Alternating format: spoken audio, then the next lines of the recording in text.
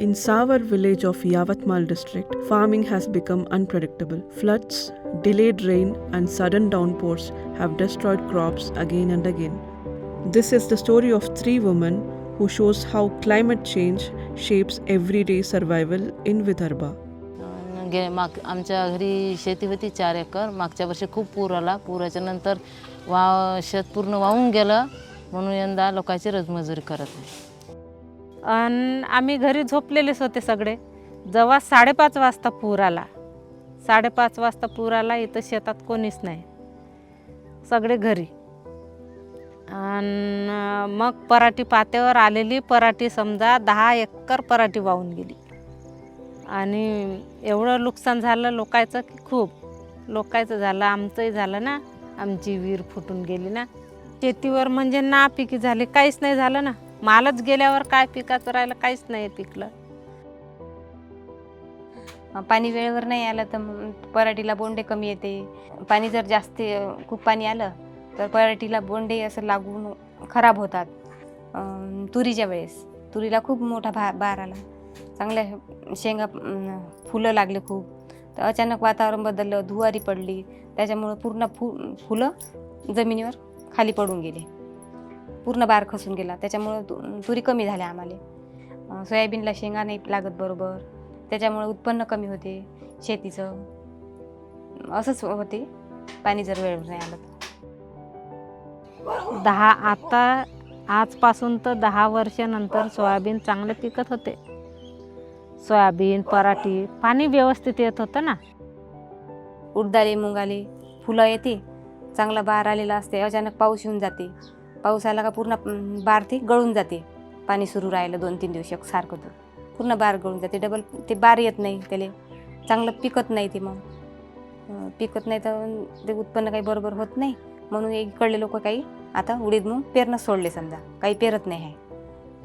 त्याच्यात खर्च आपण लावलेला खर्च पण निघत नाही, घाट्यात राहते.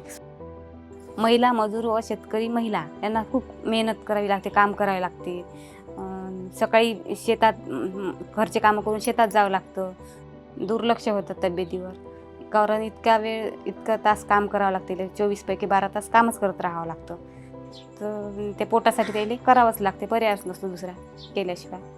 त्याच्यामुळे खूप मेहनत आहे शेतीमध्ये. मजूर वर्गाची याची खूप काम करावं लागतं. डबल काम करावंच लागते थकवा असला तरी, कारण त्यांचं काही तेवढ्यात नाही भागत नाही. त्याच्यानं डबल मजुरी करतात ते. आणि डबल मजुरी केल्याच्या नंतर तिकून आल्यावर खूप थकून जाते सगळ्याच महिला काम करून.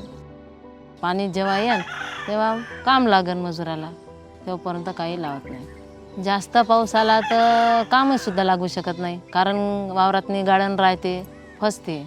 त्याच्याने मग घरीच राहावं लागतं. गव्हर्नमेंटनं मदत केली की जे आदिवासी एरिया आहे, आदिवासी एरियावर त्याचा फोकस जास्त होता. आदिवासी एरियाला म्हणजे त्याचं शेत वाहून गेलं तरी पण त्यांना भरपूर मदत मिळाली. की आपल्या सावरमध्ये कोणाला मिळाली तर कोणाला मिळालीच नाही. आता आपलं एवढं मोठं विहीर गेली ना, तर इथं काही भेटलेलं नाही. तर ते म्हणजे आधी तर आम्ही गट केला तयार, गौरी गट तयार केला. आधी गौरी गट तयार केला 16 बायाचा. 16 बायाचा गट तयार केल्यावर तो गटाचं नाव समजा PG उत्पादक गट असं म्हणून आहे. ते शेतकरी लोकांसाठी 16 बायाचं. आणि त्याचीच कंपनी आहे उमेदवाल्याची. त्या कंपनीमार्फत आम्हाला बियाणं देतात आणि 2 लाख रुपये शेतीला लावा म्हणून 16 बायांना देतात त्यांनी.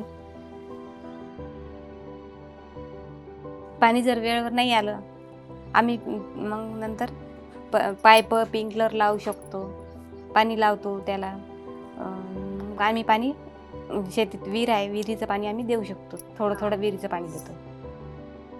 तिकून आल्याच्या नंतर घरातले डबल स्वयंपाक करणं, आंघोळी करणं, देवाची पूजा करणं, भांडे घासणं, जेवण करणं, आंघोळी करणं, हे सर्व कामं तिकून आल्याच्या नंतर थोडीशी दगदग होते, त्रास होते, पण आम्ही तेवढं करू शकतो, ॲडजस्ट करून घेतो. In Vidarbha's climate-stressed landscape, women like Sharada, Pratibha and Shevanta are holding together farms, families and futures. Despite rising heat, unseasonal rain and repeated flood, they continue to work, rebuild and adapt.